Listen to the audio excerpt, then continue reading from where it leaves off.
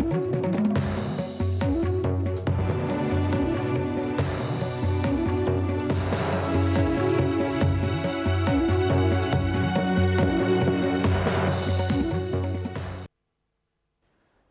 मैं रविश कुमार। 2.5 लाख की फोर्स है यूपी पुलिस की।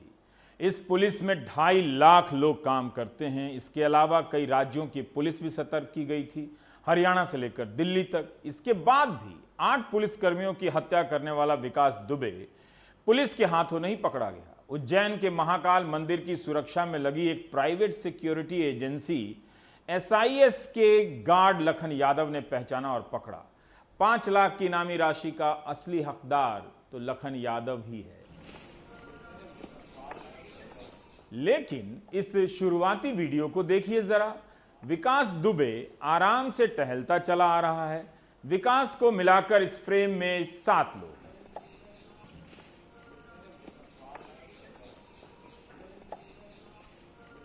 आसमानी रंग की वर्दी में प्राइवेट सिक्योरिटी एजेंसी का गार्ड साथ साथ चल रहा है, जो लखन है। एक पुलिस वाला हाथ हिलाता हुआ चला आ रहा है। पीछे 4 और लोग हैं जो गाढ़े नीले रंग की सफारी सूट में हैं। उनके पास भी हथियार नहीं है। दूर पीछे सुदूर एक हथियारबंद पुलिस की झलक मिलती है, जो वहीं कहीं रुक गया है। इस वीडियो को देखकर यही लग रहा है कि विकास ही प्राइवेट सिक्योरिटी गार्ड को लेकर पुलिस वाले के पास जा रहा है। 8 पुलिसकर्मियों को मारने वाला हत्यारा इतना आज्ञाकारी लग रहा है। इतना आराम से तब चलता आ रहा है जब मंदिर की सिक्योरिटी ने ज्यादा पूछताछ की तो वो उनसे मारपीट करने लगा था। वीडियो से लगता ही नहीं कि मारपीट के बाद 8 पुलिस वालों का हत्यारा ऐसे टहलते हुए तस्वीरों में दिखेगा। तो गार्ड ने पहचानने पर जब नाम पूछा तो विकास दुबे ने भी नाम बता दिया कि वो विकास दुबे है। यह मंदिर उच्च सुरक्षा वाला स्थान है। चप्पे चप्पे पर कैमरे लगे हैं। उनकी रिकॉर्डिंग से ही पता चल सकता है कि विकास ने खुद सरेंडर किया या किसी ने पहचाना। लखन यादव ने मीडिया से कहा कि वह पीछे के दरवाजे से आने का प्रयास कर रहा था। उसके साथ 2-3 और लोग थे। मुमकिन है आम लोग भी हों, लेकिन क्या वो सरेंडर करने के इरादे से ही मंदिर के परिसर में आया? अगर वो मंदिर के भीतर मास्क के साथ पहचाना जा सकता था तो फरीदाबाद के होटल में, घर में, फरीदाबाद से उज्जैन जाने के रास्ते में क्या पहचाना नहीं गया होगा? क्या बीच में कहीं कोई नाका नहीं पड़ा होगा जहां पुलिस ने गाड़ियों की चेकिंग नहीं की होगी? मैं विकास दुबे हूं, कानपुर वाला। कानपुर के बिकरू गांव से फरार चल रहा विकास दुबे इस तरह उज्जैन के महाकाल मंदिर में पकड़ा जाएगा, ये किसी ने सोचा भी नहीं था। ये गिरफ्तारी नाटकीय रही। बताया जा रहा है कि वो सुबह 7 बजे के आसपास मंदिर पहुंचा। 7:30 पौने 8 बजे के आसपास फूल प्रसाद की एक दुकान पर पहुंचकर उसने मास्क हटा लिया। वहां से फूल प्रसाद खरीदकर वो मंदिर के पिछले हिस्से में गया, जहां से इन दिनों प्रवेश मिलता है। दुकानदार को शक हुआ। उसने मंदिर में तैनात निजी सुरक्षा कर्मियों को इसकी जानकारी दी। निजी सुरक्षा कर्मी ने उससे पूछताछ की और उसकी ID पर संदेह हुआ तो वो झगड़ा करने लगा। परिसर में ही महाकाल मंदिर थाने के सिपाही चले आए। तब उसने बताया कि वो कौन है। मैं विकास दुबे हूं, कानपुर वाला। हमने विकास दुबे का जो फोटो देख रखा था हम लोगों ने जी, तो हम लोगों को लगा यहाँ महाकाल के दर्शन करने आया। 2 घंटे तक पहले हमने इंक्वायरी किया। उसका हमारे डिपार्टमेंट के अधिकारी को बताया, हम लोगों ने पुलिस कस्टडी को बताया। अभी इंक्वायरी चल रही है। दर्शन कर चुका था क्या वो? नहीं, दर्शन करने जा रहा था। हम लोगों ने CCTV में देखते हुए उसको 2 घंटे तक इंक्वायरी किया। सवाल यह है कि मंगलवार को फरीदाबाद में देखा गया विकास दुबे गुरुवार सुबह उज्जैन कैसे पहुंचा? उसने कितने राज्यों की पुलिस को चकमा दिया? मध्य प्रदेश के गृह मंत्री का कहना है वो राजस्थान के कोटा से होता हुआ नीमच के रास्ते उज्जैन पहुंचा। उसने फर्जी आई कार्ड बनवा रखा था। ये आया कब था उज्जैन, कुछ पता लग पाया सर अभी तक? सुबह गाड़ी से आया है। सुबह बाई रोड ही आया है? बाई रोड आया, कोटा से। तो इतनी देश भर में कोरोना के मद्देनजर भी बहुत सुरक्षा चल रही है। ये कह रहे हैं हरियाणा में था, फिर बताया ना कि ID फर्जी लिए हुए था। पॉल के नाम की, जिसको दिखाता हुआ आया है। अच्छा। ID बरामद भी हो गई है, वो भी हो गई है। बाद में जब मारपीट उससे की है तो वो वहीं बोल दिया था कि मैं कानपुर वाला वो हूँ। धमकाया उसने कि मुझे मत मारो, मैं फलाना हूँ। तो अभी उसको थाने में रखा गया है। अभी किस बारे में पूछताछ चल रही है आगे उससे? अभी यूपी पुलिस का इंतजार है और बाकी की जानकारी ली जा रही है। तो ट्रांजिट रिमांड पर उसको यूपी को सौंपेंगे फिर? निश्चित रूप से यूपी को सौंपेंगे। हालांकि इस आधिकारिक बयान के बावजूद ये शक बना हुआ है कि विकास दुबे ने खुद को जानबूझकर गिरफ्तार होने दिया ताकि पुलिस कोई मुठभेड़ दिखाकर उसे मार न सके। गिरफ्तारी की खबर मिलते ही यूपी और मध्य प्रदेश के मुख्यमंत्रियों ने आपस में बातचीत की, उसे यूपी ले जाने की बात हो गई। मध्य प्रदेश पुलिस ने, उज्जैन पुलिस ने त्वरित कार्रवाई कर इस दुर्दांत अपराधी को गिरफ्तार किया है, हिरासत में लिया है। मैं मध्य प्रदेश पुलिस को इसके लिए बधाई देता हूं। हम उत्तर प्रदेश के निरंतर संपर्क में हैं। आगामी कार्रवाई के लिए इसको उत्तर प्रदेश पुलिस को सौंपा जाएगा और आज सवेरे से ही मैं उत्तर प्रदेश के माननीय मुख्यमंत्री योगी जी के संपर्क में हूं और दोनों राज्यों की पुलिस मिलकर कार्रवाई कर रही है। उधर कांग्रेस नेता दिग्विजय सिंह ने आरोप लगाया कि विकास दुबे को राजनीतिक संरक्षण से बचाया जाता रहा है। वहीं पूर्व कानून मंत्री पीसी शर्मा ने मामले में सीबीआई जांच की मांग की। सवाल मध्य प्रदेश के गृह मंत्री पर भी उठे क्योंकि 2017 चुनाव में वो कानपुर सीट के प्रभारी थे। इतनी बड़ी घटना करने के 5 दिन तक वह पुलिस ढूंढ नहीं पा रही है। वही पुलिस जिसने कि 1000 बसों की जानकारी 1 घंटे में इकट्ठी कर ली थी, प्रियंका जी ने जब बसों की व्यवस्था की थी, वैसी पुलिस 5 दिन तक लगातार इस व्यक्ति को नहीं ढूंढ पाई, इस गैंगस्टर को नहीं ढूंढ पाई। इसका क्या मतलब है? पूरे मामले की जांच होना चाहिए कि किस किस से इसके संबंध रहे और उत्तर प्रदेश से मध्य प्रदेश ही क्यों आया हो, और भी महाराष्ट्र था या गुजरात है, वहाँ जा सकता था, लेकिन मध्य प्रदेश क्यों आया, ये सब एक जांच का विषय है। अब देखना है विकास दुबे के साथ क्या सलूक होता है। अब तक उसके बहुत सारे साथी मारे जा चुके हैं। उत्तर प्रदेश का कुख्यात गैंगस्टर विकास दुबे जैसे ही महाकाल मंदिर उज्जैन से पूजा करके निकला, उसे गिरफ्तार कर लिया गया। हालांकि पुलिस अब ये जानने में जुटी है कि कैसे वो 700 किलोमीटर से ज़्यादा का रोड सफ़र तय करके उत्तर प्रदेश, हरियाणा, राजस्थान और मध्य प्रदेश जैसे राज्यों में पुलिस को छकाकर महाकाल मंदिर तक पहुंचा। किसने उसकी मदद की? उज्जैन से कैमरा पर्सन रिजवान खान और अपने सहयोगी अजय पटवा के साथ अनुराग तिवारी, एनडीटीवी इंडिया। उधर लखनऊ में एडीजी पुलिस का बयान है कि देश की सारी पुलिस एक है, यूपी पुलिस और मध्य प्रदेश पुलिस एक है। तो क्या उज्जैन के मंदिर में ही विकास के सरेंडर की योजना बनी थी? यह सब जांच के विषय हैं। मैं विकास दुबे हूं, कानपुर वाला। विकास कांड की जब फुर्सत से समीक्षा होगी तब ये समझ में आएगा कि हमने क्या खोया और क्या पाया। हमारे सहयोगी आलोक पांडे जब उसके गांव पहुंचे तो उनके भी मन में तमाम सवाल उठे। जब मैं यहाँ अंदर आ रहा था तो मैं इंग्लिश के लिए स्क्रिप्ट लिख रहा था, तो मैंने ये सोच के लिखा कि यहाँ मुझे ये मिलेगा कि भाई सिर्फ पुलिस वाले मिलेंगे और शांति मिलेगी। और यहाँ जब मैं आया तो एग्जैक्टली वही मिला। पुलिस काफ़ी है। जो चौबेपुर थाना है, जो इस क्षेत्र का संबंधित थाना है, वहाँ से सब लोगों को हटा दिया गया है। ये शायद पुलिस के इतिहास में, या कम से कम जब से मैं उत्तर प्रदेश में हूँ तब से पहली बार मैंने ऐसा कोई वाकया देखा है जब एक पूरे थाने को संदिग्धों के घेरे में रखा गया और सबको पुलिस लाइन भेज दिया गया हो। ऐसा क्या कर रहे थे दुबे? क्या संरक्षण था उनको यहाँ? क्या पॉलिटिकल मास्टर्स थे उनके कि पूरे थाने में किसी की हिम्मत नहीं थी कि उनके खिलाफ कुछ करे? जब हिम्मत जुटाई और यहाँ आए तो इस दरिंदे ने, इस गैंगस्टर ने 8 लोगों को मार दिया। खैर फिलहाल जैसा आप कह रहे थे, उसके अगले दिन पुलिस यहाँ आई, कुछ बुलडोजर्स भी आए, उन्होंने इसके घर को ध्वस्त कर दिया। आज तक हमें आधिकारिक तौर पे ये नहीं बताया गया है कि किसने इसको ध्वस्त किया। क्या ये पुलिस के बुलडोजर्स थे? लॉजिकली तो नहीं रहे होंगे, प्रशासन के रहने चाहिए। तो क्या ये प्रशासन के बुलडोजर्स थे? अगर प्रशासन के थे तो प्रशासन में किसने इनको भेजा? इनके घर को तोड़ के क्या मिला? ये शायद एक सवाल है। यूपी में 2.5 लाख की पुलिस फोर्स है। एसटीएफ में बेहतरीन अफसर रहे हैं जिन्होंने श्री प्रकाश शुक्ला से लेकर ददुआ, निर्भय गुर्जर जैसे देश के सबसे बड़े डाकुओं का सफाया किया है। 3 तारीख को जब से उन्हें विकास को पकड़ने की जिम्मेदारी मिली है तब से वे भी तमाम रातें जाग के गुजार चुके होंगे। आपको बताया था कि मध्य प्रदेश में हो सकता है? इस तरह की कोई बात की सूचना हम लोगों को नहीं थी, फिर भी हम लोग अलर्ट थे। अब वो किन परिस्थितियों में और कैसे वहाँ गए हैं, ये सभी चीज़ें जब विवेचना होगी तो पता चलेगा। सर, उसकी वाइफ और बाकी जो साथी हैं उनकी तलाश जारी है, क्या उसमें कुछ सुराग मिले हैं? इनके जितने भी अन्य साथी बचे हुए हैं, जिन्होंने इस घटना को अंजाम दिया है, उनके विरुद्ध उत्तर प्रदेश पुलिस का सघन अभियान जारी रहेगा जब तक कि हम उनको गिरफ्तार नहीं कर लेते, जब तक उनको हम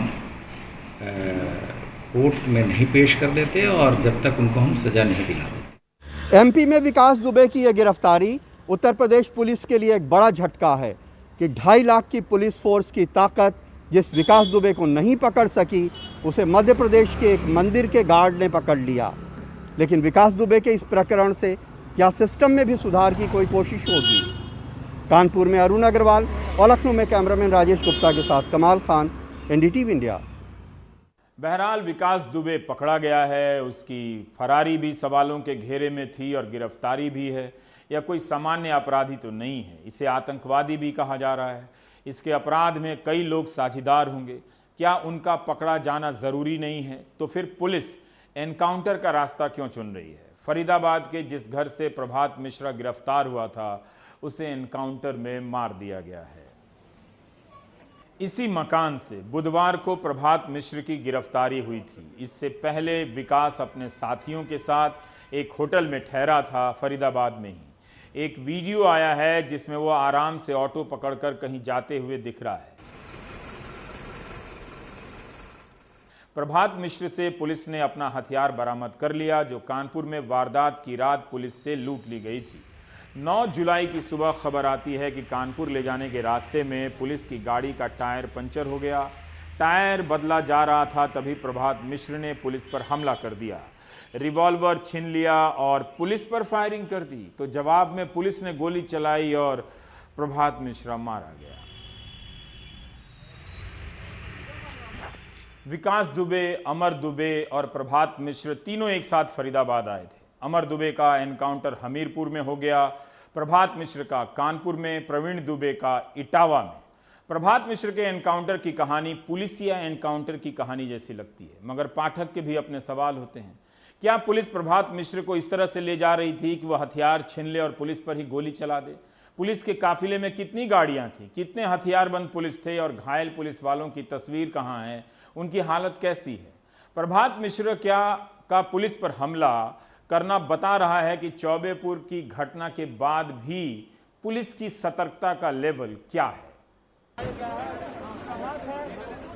पुलिस का कहना है कि वो फरीदाबाद से पकड़े गए प्रभात मिश्रा को लेकर कानपुर आ रही थी। उनकी गाड़ी के पीछे एसटीएफ की गाड़ी भी थी। पनकी में पुलिस की गाड़ी पंक्चर हो गई। जब वे देखने उतरे तभी प्रभात पुलिस की पिस्टल छीन कर भागने लगा। जवाबी कार्रवाई में मारा गया। हमारी एसटीएफ यूनिट और क्राइम ब्रांच कानपुर नगर के साथ साथ अन्य कुछ पुलिसकर्मी इसके साथ आ रहे थे और यहीं घटनास्थल के पास जाते हैं, उसने मौके का फायदा उठाकर पुलिस को फायर किया।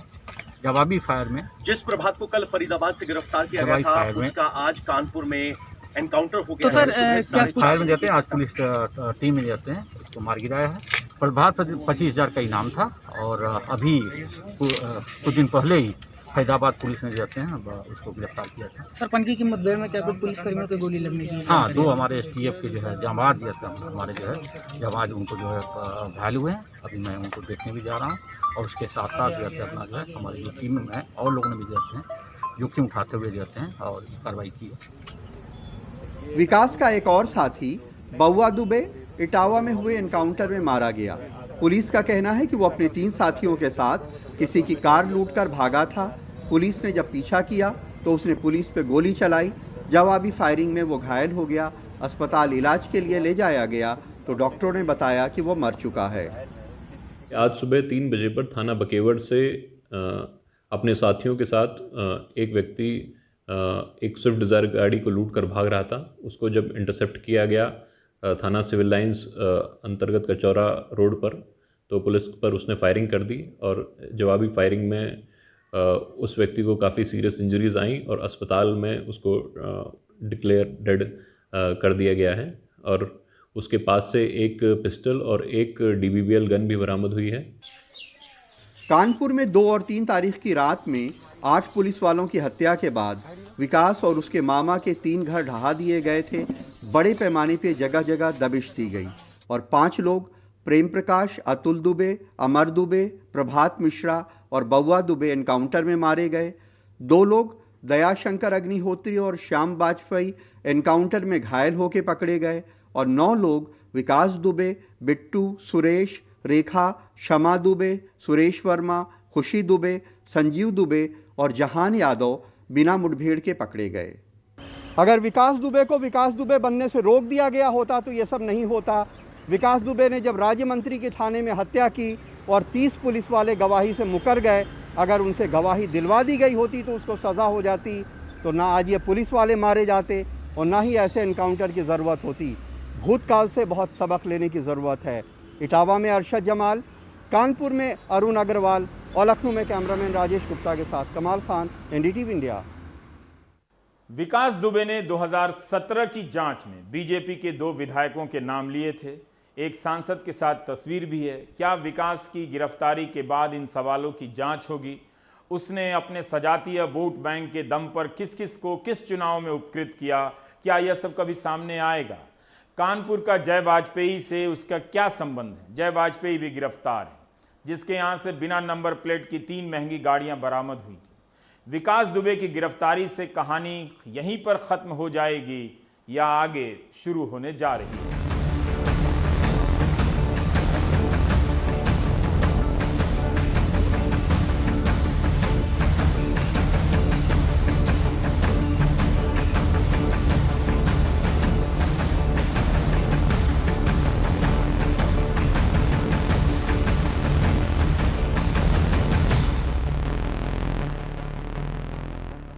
अब जरा वेंटिलेटर की बात करते हैं। हम सब की जिंदगी ज्यादा वहां जुड़ी हुई है। जून के अंत तक 50,000 वेंटिलेटर लाए जाने की बात हुई थी। कितने आए, किसी को यह घोषणा याद है? जो भूल चुके हैं वही ज्यादा सुखी हैं। कम से कम मैसेज नहीं करना पड़ता है कि 50,000 वेंटिलेटर आया कि नहीं, पता कीजिए। इस सवाल पर आने से पहले पिछले 2-3 महीने में वेंटिलेटर को लेकर क्या क्या रिपोर्ट छपी है, उसकी विकास यात्रा पर ले जाना चाहता हूं। मई के महीने में अहमदाबाद मिरर और दिव्य भास्कर ने अहमदाबाद सिविल अस्पताल में नकली वेंटिलेटर लगा दिए जाने पर विस्तृत रिपोर्ट की थी। Fake ventilator. 18 मई को अहमदाबाद मिरर के आलोक ब्रह्मभट्ट और ब्रेंडन डाबी ने अपनी रिपोर्ट में नकली वेंटिलेटर शब्द का इस्तेमाल किया। 4 अप्रैल को मुख्यमंत्री रूपाणी सिविल अस्पताल गए थे इसी का उद्घाटन करने। पता चला कि राजकोट की जिस कंपनी ने वेंटिलेटर दान में दिया था वो वेंटिलेटर ही नहीं है। एक वरिष्ठ अफसर ने इस रिपोर्ट में नाम ना बताने की शर्त पर कहा था कि एक वेंटिलेटर नहीं है, ये एम्बू बैग है, इसे ऑक्सीजन दे सकते हैं इससे, मगर ये ऑक्सीजन देने वाली हर चीज वेंटिलेटर नहीं होती है। इस रिपोर्ट में एक अधिकारी ने अज्ञात रूप से बयान दिया है कि इसे वेंटिलेटर बताना एक क्रिमिनल काम है। विपक्ष ने मांग की थी कि अहमदाबाद सिविल अस्पताल में जितनी भी मौतें हुई हैं उनकी जांच हो कि कौन कौन राजकोट वाली कंपनी के दिए गए वेंटिलेटर पर रखे गए थे। कई सारे सवाल उठे मगर जो जवाब मिला वो सिर्फ जवाब के जैसा ही था, जवाब नहीं था। इन दिनों सब नॉर्मल है। फेक वेंटिलेटर की ये स्टोरी अब शांत हो चुकी है, लेकिन मुंबई में वेंटिलेटर की दूसरी कहानी चली आई है। यह रिपोर्ट कैसे मुंबई मिरर में पहली बार छपती है और हफिंगटन पोस्ट में जाकर विकसित होती है और राजनीतिक विवाद का रूप लेती है, इसकी यात्रा दिलचस्प है। यह बताएगी ये कहानी कि खबरों को भी आप किस तरह से देख सकते हैं चलते हुए, बदलते हुए। 20 जून को मुंबई मिरर के चैतन्य मरपकवार की रिपोर्ट छपती है कि सेंट जॉर्ज हॉस्पिटल 39 और जेजे हॉस्पिटल में 42 वेंटिलेटर लगाए गए हैं। ये वेंटिलेटर कोविड-19 के मरीज के लायक ही नहीं है। इन्हें आईसीयू में इस्तेमाल नहीं किया जा सकता है। बाकायदा डॉक्टर अपनी रिपोर्ट में कहते हैं कि यह जरूरत से कम ऑक्सीजन की सप्लाई करता है। एक मशीन तो लगने के 5 मिनट के भीतर ही बंद हो गई। इस रिपोर्ट के अनुसार डॉक्टर टीपी लहाने ने मुंबई के गार्डियन मंत्री असलम शेख से कहा कि यह वेंटिलेटर आईसीयू के काम का नहीं है, इसे वापस करा दीजिए। इस रिपोर्ट के अनुसार सेंट जॉर्ज अस्पताल ने 39 वेंटिलेटर वापस कर दिए और जेजे हॉस्पिटल ने वापस करने के लिए कह दिया। ये सभी वेंटिलेटर एग्वा वेंटिलेटर कंपनी के हैं, जिसने सस्ता वेंटिलेटर बनाने का दावा किया है। आमतौर पर 10 से 14 लाख में एक वेंटिलेटर आता है। इस कंपनी का वेंटिलेटर 2.5 लाख में आ जाता है। मुंबई मिरर की इस रिपोर्ट में यह तो था कि किसी एनजीओ ने 81 वेंटिलेटर दिया है, लेकिन एनजीओ का नाम नहीं था। यही नहीं, इस अखबार के संवाददाता चैतन्य ने लिखा है कि अगवा कंपनी से सवाल पूछा था मगर जवाब नहीं आया। मुंबई मिरर की यह रिपोर्ट 20 जून की है, तारीख याद रखिए, क्योंकि अब इस स्टोरी को हफिंगटन पोस्ट के समर्थ बंसल और अमन सेठी विस्तार दे रहे हैं। वेंटिलेटर पर इनकी 2 स्टोरी है और इससे काफी अलग है। पहली रिपोर्ट 24 जून की है, जिसमें अमन और समर्थ बताते हैं कि अगवा के वेंटिलेटर को पीएम केयर फंड से खरीदा गया। सरकारी पैनल ने इस वेंटिलेटर को लेकर कई सवाल उठाए थे। अगवा का बनाया हुआ वेंटिलेटर आईसीयू में काम आने वाले वेंटिलेटर का विकल्प नहीं हो सकता है, इसे सिर्फ बैकअप के रूप में इस्तेमाल किया जा सकता है। याद करें, यही बात जेजे अस्पताल के डॉक्टर मुंबई मिरर की स्टोरी में कह रहे हैं, यानी सरकारी पैनल को जो लगा वो पूरी तरह से गलत नहीं था। समर्थ और अमन की रिपोर्ट के अनुसार सरकार के 2 पैनलों ने इस वेंटिलेटर पर सवाल उठाए हैं। इस रिपोर्ट के अनुसार पीएम केयर फंड से इसके बाद भी 10,000 वेंटिलेटर खरीदने के ऑर्डर दिए गए। बाकी रिपोर्ट आप खुद भी पढ़ें। अब 4 जुलाई को अमन और समर्थ की एक और रिपोर्ट आती है हफिंगटन पोस्ट में। याद कीजिए, मुंबई मिरर की रिपोर्ट में एनजीओ का जिक्र था, नाम नहीं था। इस रिपोर्ट में लिखा है कि पीएम केयर फंड से यह वेंटिलेटर खरीदा गया और जेजे अस्पताल और सेंट जॉर्ज अस्पताल को दिया गया। यही नहीं, दोनों रिपोर्ट कंपनी के पूर्व कर्मचारी से बात करते हैं दोनों रिपोर्टर, और लिखते हैं कि इस वेंटिलेटर में ऐसा सॉफ्टवेयर डाला गया है जो जानकारियों को, डेटा को छिपाता है। डॉक्टर भी कहते हैं कि जो मशीन पर दावा किया गया है उससे काफी कम इसका वास्तविक प्रदर्शन है। जेजे हॉस्पिटल की रिपोर्ट 5 डॉक्टरों के पैनल ने लिखी है। हफ पोस्ट ने उस रिपोर्ट को पढ़ने का दावा किया है। यह रिपोर्ट यह भी बताती है कि केंद्र सरकार के अस्पताल दिल्ली के राम मनोहर लोहिया में भी इस कंपनी का वेंटिलेटर लगाया गया है।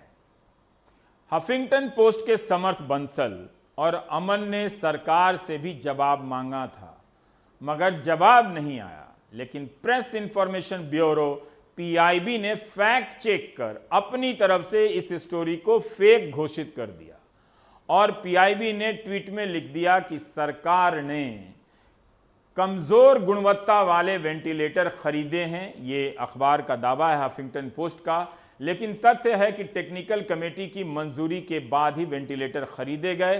पूरी प्रक्रियाओं का पालन हुआ है, सफल क्लिनिकल ट्रायल भी हुए हैं। रिपोर्टर ने सरकार से पूछा तो उसे जवाब नहीं मिला। पीआईबी ने सरकार में किससे पूछा होगा पता नहीं चला। मुंबई मिरर और हफ पोस्ट की रिपोर्ट में जो सवाल उठाए गए हैं उनका जवाब सिर्फ ये नहीं हो सकता है। बाकायदा जेजे अस्पताल के डॉक्टरों की कमेटी की रिपोर्ट देखे जाने की बात है। इतनी आसानी से रिपोर्ट को खारिज नहीं किया जा सकता है। हफपोस्ट इंडिया की 24 जून की स्टोरी के 3 मेजर पॉइंट थे। पहला, मई 16 को जब आरएमएल हॉस्पिटल में क्लिनिकल ट्रायल हुआ तो डॉक्टर्स ने एगवा की वेंटिलेटर को पास नहीं किया। डॉक्टर्स ने काफ़ी इश्यूज रेज किए। दूसरा, मई 27 को जब वेंटिलेटर्स का रीटेस्ट किया गया, इस बार डॉक्टर्स ने पास तो किया पर 2 शर्तें रखी। एगवा के ventilator tertiary care ICU ventilators यानी हाई एंड वेंटिलेटर्स के सब्सटीट्यूट्स नहीं थे और एगवा वेंटिलेटर्स उन हॉस्पिटल्स में इस्तेमाल किए जाए जहां ऑलरेडी बैकअप वेंटिलेटर की फैसिलिटी हो। फाइनली हमने उन डॉक्टरों से बात की जो एगवा के वेंटिलेटर्स यूज़ कर चुके थे। उन्होंने भी काफ़ी इश्यूज रेज किए। पीआईबी फैक्ट चेक ने इन पॉइंट्स को एड्रेस नहीं किया। उन्होंने सिर्फ कहा कि डॉक्टर्स की कमिटी ने इन वेंटिलेटर्स को अप्रूव कर दिया है। हमारे न्यूज़ रिपोर्ट ने दिखाया कि ये वेंटिलेटर्स को अप्रूव तो किया पर कैसे अप्रूव किया। तो आपने देखा कि 20 जून से 4 जुलाई के बीच मुंबई मिरर और हफ पोस्ट में वेंटिलेटर की रिपोर्ट कैसे विकसित होती है। लेकिन तभी राहुल गांधी हफ पोस्ट की रिपोर्ट को ट्वीट कर देते हैं और वहां से ये हल्का राजनीतिक रंग लेता है, वो भी थोड़ी देर के लिए, क्योंकि राहुल गांधी पर हमला कई विषयों को लेकर हो सकता है, होता रहता है। हैरानी की बात है कि वेंटिलेटर को लेकर उन पर हमला कंपनी की तरफ से हुआ कि राहुल गांधी भारत की कंपनियों को हतोत्साहित कर रहे हैं। इस तरह से इस सवाल को छोड़ दिया गया, जबकि वेंटिलेटर को लेकर उठाए गए सवाल वास्तविक थे। इतने भी गैर जरूरी नहीं थे कि ट्विटर के सवाल जवाब में निपटा दिए जाएं। गुजरात में सवाल उठा था कि क्या नकली वेंटिलेटर के कारण किसी की जान गई है। मुंबई में उठा कि ये वेंटिलेटर आईसीयू के लायक नहीं है। दोनों अलग अलग कंपनियों के हैं बेशक। अब आते हैं उस सवाल पर कि जून के अंत तक 50,000 वेंटिलेटर लाने का ऐलान हुआ था। आया क्या? अरविंद गुणाशेखर जो हमारे सहयोगी हैं, उनकी रिपोर्ट देखिए।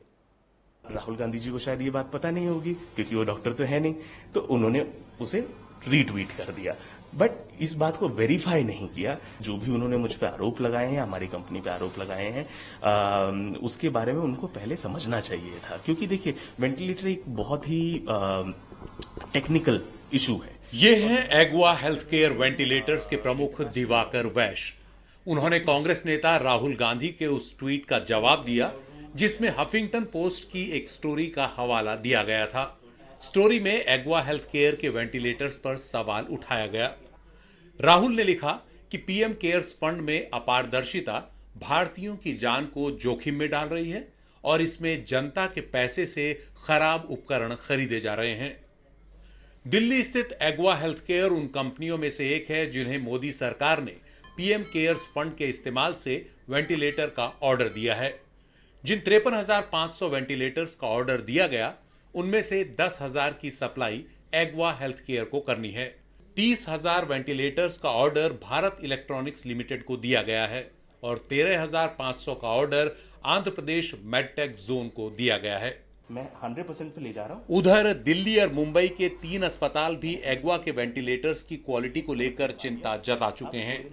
दिल्ली के एलएनजेपी अस्पताल ने कहा कि वेंटिलेटर में बाईपैप मोड नहीं है। मुंबई के जेजे अस्पताल ने कहा कि वेंटिलेटर्स में हाई FiO2 परसेंटेज देने में मुश्किल है। ये वेंटिलेटर आईसीयू में बहुत ही गंभीर मरीजों की जरूरतें पूरी नहीं कर पा रहे। उधर एग्वा हेल्थ केयर के प्रमुख दिवाकर वैश्य का कहना है कि वेंटिलेटर की क्वालिटी की शिकायत का हल निकल गया है। समस्या उपकरण में नहीं है बल्कि उसे लगाया ही गलत तरीके से गया था। एलएनजेपी हॉस्पिटल है जिसने हमारा वेंटिलेटर रिजेक्ट नहीं किया। उसने ये बोला था कि हमारे वेंटिलेटर के अंदर सीपैप बाईपैप नहीं है और उन्होंने अब ये बात बता दी है कि हाँ, इसमें सीपैप बाईपैप है। दिल्ली में और कोई हॉस्पिटल नहीं है जो कि इस बात को रिजेक्ट कर रहा है। जहां तक हम मुंबई की बात करें तो मुंबई के अंदर जिस हॉस्पिटल में हम बात कर रहे हैं, जेजे हॉस्पिटल और सेंट जॉर्ज हॉस्पिटल, जिसका नाम सबसे ज्यादा आ रहा है, उन्होंने एक थर्ड पार्टी के थ्रू इसका इंस्टॉलेशन कराया जो कि हमारे साथ अफिलिएटेड नहीं थे। उन्होंने इसे सही से इंस्टॉल नहीं किया, सही से बताया नहीं, तो डॉक्टर यूज नहीं कर पाए एंड उसके अंदर लिखा भाई 5 मिनट के अंदर आपका वेंटिलेटर फेल हो गया। उधर सरकार ने इस बात से इनकार किया है कि क्वालिटी से जुड़े सवालों की वजह से वेंटिलेटर्स की कमी हो रही है। सरकार के मुताबिक देश भर में सिर्फ 2000 कोरोना के मरीज ही वेंटिलेटर पर हैं और राज्य सरकारों की ओर से उसे अभी तक कोई शिकायत नहीं मिली है। वैसे आंकड़े बता रहे हैं कि सरकार वेंटिलेटर की सप्लाई के लिए अपनी ही तय की हुई डेडलाइन से काफी पीछे है। 53,500 वेंटिलेटर्स का ऑर्डर दिया गया और अभी तक उसका सिर्फ 14% यानी 7,568 वेंटिलेटर ही राज्यों को सप्लाई किए जा सके हैं और 13,500 वेंटिलेटर पहुंचने वाले हैं। वैसे क्वालिटी के साथ ही कीमत को लेकर भी सवाल बने हुए हैं। आरोप लग रहा है कि सरकार ने 50,000 वेंटिलेटर्स खरीदने के लिए 2,000 करोड़ रुपए खर्च किए। इस तरह एक वेंटिलेटर करीब 4 लाख रुपए का पड़ रहा है, जबकि एग्वा हेल्थ केयर एक वेंटिलेटर 1.5 लाख रुपए का बेच रही है। इस पर सरकार की सफाई है कि एग्वा वेंटिलेटर सस्ते हैं, लेकिन बाकी वेंटिलेटर्स की लागत 5 लाख से 8 लाख रुपए प्रति यूनिट पड़ रही है। इसकी वजह से वेंटिलेटर्स की औसत कीमत बढ़ गई है। नई दिल्ली से अरविंद गुणाशेखर की रिपोर्ट, एनडीटीवी इंडिया। जाहिर है 50,000 वेंटिलेटर के इंतजाम का ऐलान हुआ था, उस पर स्पष्टीकरण तो आनी ही चाहिए। लोगों की जिंदगी खतरे में पड़ रही है। अगर लोग ही इन सवालों के जवाब नहीं चाहते हैं वो भी ठीक है, फिर सभी को अस्पताल के बाहर जाकर मीडिया को फोन नहीं करना चाहिए, थाली बजाना चाहिए। सवाल सिंपल है, अगर 50,000 वेंटिलेटर आ गए होते तो मुंबई में अस्थायी अस्पताल बनाकर बीएमसी को यह नहीं कहना पड़ता कि प्राइवेट पार्टियों तुम आओ, वेंटिलेटर की सप्लाई करो, हम किराया देंगे। क्या यह कोई और खेल है प्राइवेट पार्टी के लिए, या वाकई वेंटिलेटर होने का वैकल्पिक इंतजाम है प्राइवेट पार्टी के जरिए? पूजा की यह रिपोर्ट देखिए। कोरोना वायरस से जंग के लिए मुंबई शहर में और 3,520 कोविड बेड तैयार किए गए हैं। दहिसर, मुलुंड, महालक्ष्मी और बीकेसी में अस्थायी अस्पतालों में तैयार हुए कुल नए बेड्स में 222 आईसीयू बेड हैं। पर सबसे बड़ा सवाल ये है कि मेडिकल स्टाफ की कमी के बीच ये जंबो फैसिलिटी किस काम की? तो इसके लिए बीएमसी ने इन मेडिकल फैसिलिटीज़ में आईसीयू बेड के लिए आउटसोर्सिंग का फैसला किया है। बीएमसी ने निजी संस्थाओं को जंबो सुविधाओं पर आईसीयू बेड लेने की अनुमति दी है, जहां उन्हें अपने डॉक्टर और अपने स्टाफ ही देने होंगे, जबकि बीएमसी बेड, दवा, ऑक्सीजन की सप्लाई और वेंटिलेटर सहित स्वास्थ्य देखभाल के बुनियादी ढांचे की व्यवस्था करेगी। बीएमसी ने निजी बोलीदाताओं को प्रत्येक बेड के लिए करीब 6,000 रुपए देने का फैसला किया है। प्राइवेट बिडर्स को आईसीयू के लिए स्टाफ की उपलब्धता के विषय में मेडिकल काउंसिल ऑफ इंडिया के दिशा निर्देशों का पालन करना होगा। इस 3,500 बेड में करीबन 300 बेड आईसीयू के लिए हमने आरक्षित किए हैं। आईसीयू बेड चलाने के लिए एक विशेष रूप से साधन सामग्री लगती है, प्रशिक्षित मनुष्यबल लगता है। तो इसके लिए हमने इस बार एक नया प्रयोग किया है, निजी क्षेत्र को भी इसमें सम्मिलित करने का प्रयास हमारा रहा है। और निजी क्षेत्र में हमने एक्सप्रेशन ऑफ इंटरेस्ट द्वारा जिन जिन निजी क्षेत्र को इसमें इच्छाएं थी उन लोगों ने अपना बिड दिया, उसमें से एक को हमने चुना है। मुंबई शहर के अगल बगल के जो महानगर पालिका है, छोटा क्षेत्र है, जैसे ठाणा म्यूनिसिपल कॉर्पोरेशन है, कल्याण डोंबिवली म्यूनिसिपल कॉर्पोरेशन है, मेरा भाईंदर म्यूनिसिपल कॉर्पोरेशन है। इस म्यूनिसिपल कॉर्पोरेशन का एमएमआर रीजन जो बोला जाता है, एमएमआर रीजन के पेशेंट्स की भी सुविधा यहाँ पे हम कर सकेंगे। सवाल है, जिन प्राइवेट अस्पतालों में स्टाफ की कमी के कारण हालात पहले से खस्ता थे, सरकार की नई अस्थायी अस्पतालों के लिए उनके पास स्टाफ कहां से आएंगे? अभी अगर इनको आउटसोर्स किया गया है और कोई कॉन्ट्रैक्ट वाले बोलता है, कॉन्ट्रैक्टर कहते हैं कि नहीं मैं लूँगा ये कॉन्ट्रैक्ट और डॉक्टर को मैं लेके आऊँगा, तो वो डॉक्टर कहाँ से लेके आएंगे? यानी कि क्या जो प्राइवेट हॉस्पिटल में डॉक्टर काम कर रहे हैं, जो प्राइवेट हॉस्पिटल में मौसी, वार्ड बॉय, स्टाफ काम कर रहे हैं, क्या वहाँ से लिया जाएगा? तो फिर प्राइवेट हॉस्पिटल क्या करेंगे? उनके वार्ड बॉय, मौसी, डॉक्टर का क्या होगा? तो ये एक बात सोचने लायक है। बीएमसी के पेमेंट के इश्यूज तो है ही। जो लोग ने अभी तक काम किया है बीएमसी के साथ में कोविड ड्यूटी पे, उन्हें पेमेंट नहीं मिल रही है। तो मुझे नहीं लगता कि ये कुछ मुमकिन है। देखें, अगर आईसीयू बनाया तो स्टाफ लेना बहुत ज़रूरी है, स्टाफ के बगैर कुछ काम का नहीं। लेकिन फिर मैं दोबारा कहूँगा कि patient outcome depends purely and completely on the quality of staff in the ICU. 7 जुलाई को आई बीएमसी की इस रिपोर्ट में खाली पड़े कोविड केयर सेंटर्स की पूरी जानकारी है। 2 श्रेणियों में बटे इन सेंटर्स CCC 1, CCC 2 को मिलाएं तो कुल बेड्स हैं 74,713, जिनमें से अभी 13,196 भरे हैं, यानी 17% बेड ही इस्तेमाल में हैं। ऐसे में खड़ी हो रही नई फैसिलिटीज पर विपक्ष को सवाल उठाने का मौका मिला है।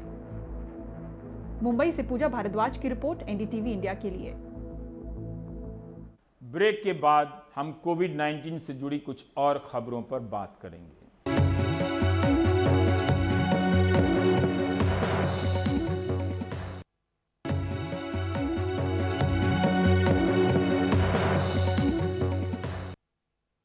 यह एक वैज्ञानिक तथ्य है कि प्लाज्मा से कोविड-19 के हर मरीज की जान नहीं बचाई जा सकती है, लेकिन जिसकी बच सकती है, आजमाने में क्या बुराई है। इसलिए दिल्ली में पहले ट्रायल की अनुमति दी गई, फिर उसे गैर कानूनी घोषित किया गया बाकायदा, और अब फिर से प्लाज्मा को अनुमति दे दी गई है। पर समस्या है प्लाज्मा मिलने की। दिल्ली सरकार ने प्लाज्मा बैंक की स्थापना की है। सरकार बहुत कैंपेन भी कर रही है कि लोग आएं और प्लाज्मा दें। प्लाज्मा मांगने वालों की संख्या बढ़ रही है, देने वालों की संख्या कम है। हालांकि कई लोग हैं जो शानदार तरीके से आगे आकर प्लाज्मा दे रहे हैं, मगर जितनी की ज़रूरत है उतनी संख्या अभी पूरी नहीं हो रही है। लेकिन दिल्ली सरकार ने एक नया आदेश जारी कर दिया है कि अस्पताल को कागजात के साथ और प्लाज्मा डोनर के साथ प्लाज्मा बैंक में भेजना पड़ेगा, तब प्लाज्मा मिलेगा। यानी एक प्लाज्मा लेने के लिए बैंक से आपको एक और डोनर खोजना पड़ेगा। तो कहीं ये सारी परेशानी उस मरीज के रिश्तेदार पर ना आ जाए जो वैसे ही बेचैन है, परेशान है प्लाज्मा डोनर की तलाश में। शरद की ये रिपोर्ट देखिए। फरीदाबाद के नागपाल परिवार में जून महीने में तब भूचाल सा आ गया जब परिवार के 6 सदस्य कोरोना पॉजिटिव हो गए और केवल 5 दिन के भीतर परिवार के मुखिया पृथ्वीराज नागपाल और उनकी पत्नी कौशल नागपाल दुनिया से विदा हो गए। बेबसी और लाचारी की इंतहा देखिए। नागपाल दंपति के बेटे सुभाष और गजेंद्र अपने माता पिता को ना तो अंतिम विदाई दे सके और ना ही खुद अंतिम संस्कार कर सके, क्योंकि वो खुद उस समय कोरोना से जूझ रहे थे। लेकिन इनकी हिम्मत और जज्बा देखिए। सुभाष नागपाल ने अपने जन्मदिन पर लोगों की जान बचाने के लिए प्लाज्मा बैंक में प्लाज्मा डोनेट किया। कह रहे हैं 14 दिन बाद फिर करेंगे। परिवार के कोरोना संक्रमित हुए सभी सदस्य प्लाज्मा डोनेट करेंगे। कोइंसिडेंस था कि वो उसी दिन मेरा बर्थडे था। देन आई थॉट मैं भी इससे बेटर ट्रिब्यूट मेरे पेरेंट्स के लिए क्या हो सकती है कि मैं उसी दिन ही किसी की मदर के लिए प्लाज्मा डोनेट करूं। किसी अगर अपनी मेरी माँ नहीं बच पाई तो शायद मेरे प्लाज्मा डोनेट करने से किसी और की मदर बच जाए तो मेरे लिए और मेरे पेरेंट्स के लिए बड़ी खुशी की बात होगी। मैं उस डिफ़िकल्टी को अंडरस्टैंड कर रहा था जब AB ग्रुप का प्लाज्मा नहीं मिल पा रहा था, तो हमें बहुत स्ट्रगल करनी पड़ी। तो आपकी मदर AB पॉजिटिव? मेरी मदर भी AB पॉजिटिव थी। तो ये जो से मुझे डॉक्टर्स ने बताया कि ये AB ग्रुप वाली जो ये कैटेगरी है इस ग्रुप में प्लाज्मा डोनेशन की, ये it is less than even 10%। तो उसके चलते हुए we face lot of problem. So क्योंकि मैं भी पॉजिटिव था, so I thought maybe I should be the first person to immediately go and offer my plasma to somebody. अब जरा दक्षिण दिल्ली के ILBS अस्पताल में बने प्लाज्मा बैंक में चलते हैं। थर्माकोल के डिब्बे हाथ में लिए ये लोग कोरोना मरीजों के तीमारदार या रिश्तेदार हैं और इन डिब्बों में कोरोना मरीजों की जान बचाने की उम्मीद देने वाला प्लाज्मा है। दिल्ली प्लाज्मा बैंक का ये वो हिस्सा है जहां मरीजों के तीमारदार, रिश्तेदार और दोस्त प्लाज्मा मांगने पहुंचते हैं। इसलिए यहां काफी गहमा गहमी दिख रही है। शेखर अग्रवाल के दोस्त के बड़े भाई को प्लाज्मा की जरूरत थी। मंगलवार सुबह 11 बजे जरूरी कागजात के साथ प्लाज्मा मांगने प्लाज्मा बैंक पहुंचे तो बताया गया कि प्लाज्मा डोनर लाएंगे तभी आपको बैंक प्लाज्मा देगा। किसी तरह वो खुद प्लाज्मा डोनर ढूंढ कर लाए, तब जाकर बुधवार शाम 7 बजे उन्हें प्लाज्मा मिल पाया। तो आप ढूंढ के लाए या अस्पताल ने ढूंढा है? सर लिंक के थ्रू सर रेफरेंस से मिल गया। अच्छा। प्लाज्मा डोनर बता रहे हैं कि उनको इलाज करने वाले अस्पताल ने नहीं बल्कि मरीज के रिश्तेदारों ने उनके जानने वालों के जरिए संपर्क किया तो वो रिप्लेसमेंट डोनर बने। आज सुबह लगभग 9:30 बजे MLA दिलीप पांडे जी का फ़ोन आया मेरे पास कि किसी को प्लाज्मा की ज़रूरत है, क्या आप देंगे? तो मैंने कहा हाँ बिल्कुल देंगे। दिल्ली सरकार ने आदेश दिया है कि प्लाज्मा मांगने वाले अस्पताल जरूरी कागजात के साथ स्वैच्छिक या रिप्लेसमेंट प्लाज्मा डोनर भी भेजें ताकि प्लाज्मा बैंक में प्लाज्मा की उपलब्धता बनी रहे। यानी प्लाज्मा बैंक से प्लाज्मा तभी मिलेगा जब एक प्लाज्मा डोनर साथ लाएंगे। हम वॉलंटरी डोनर्स भी काफ़ी सारे कॉल अप कर रहे हैं, तो रोज के हमारे करीबन आधे डोनर्स वॉलंटरी होते हैं और आधे रिप्लेसमेंट होते हैं। रिप्लेसमेंट डोनर्स वो होते हैं जो हॉस्पिटल्स हैं जहाँ से रिक्वेस्ट आती है, उस हॉस्पिटल से रिक्वेस्ट है कि वो अपने जो डिस्चार्ज पेशेंट्स हैं उनको काउंसिल करके और डोनेट करने के लिए भेजें ILBS। जैसे हॉस्पिटल आपसे प्लाज्मा मांगता है तो क्या आप उनको मैंडेटरी किया है कि आप साथ में एक डोनर भेजिए तभी आपको जो है यहाँ से प्लाज्मा मिलेगा? हाँ, अभी के लिए तो यही है क्योंकि हमारे पास नहीं तो कोई स्टॉक नहीं होता प्लाज्मा का, तो हम रिक्वेस्ट करते हैं हॉस्पिटल से कि आप डोनर जरूर भेजिए। अच्छा, हाँ। आप डोनर भेजिए और जो आप प्लाज्मा चाहेंगे फिर आपको मिल जाएगा। ग्रुप का चाहेंगे मिल जाएगा, ग्रुप की कोई स्पेसिफिसिटी नहीं, किसी भी ग्रुप का भेज दीजिए। प्लाज्मा बैंक को चलाने वाले अस्पताल के निदेशक डॉक्टर SK सरीन चिंतित हैं कि जितनी बड़ी संख्या में लोग ठीक हो चुके हैं, इतनी बड़ी संख्या में प्लाज्मा डोनेशन नहीं हो रहा। बैंक के लिए हमें ज़रूरत है कि लोग वॉलेंटरी डोनेशन करें। एक तो रिप्लेसमेंट डोनेशन हो गया, एक वॉलेंटरी डोनेशन जरूरी है। अब इतने हजार लोग ठीक हुए हैं, अपने मन से कहाँ आ रहे हैं?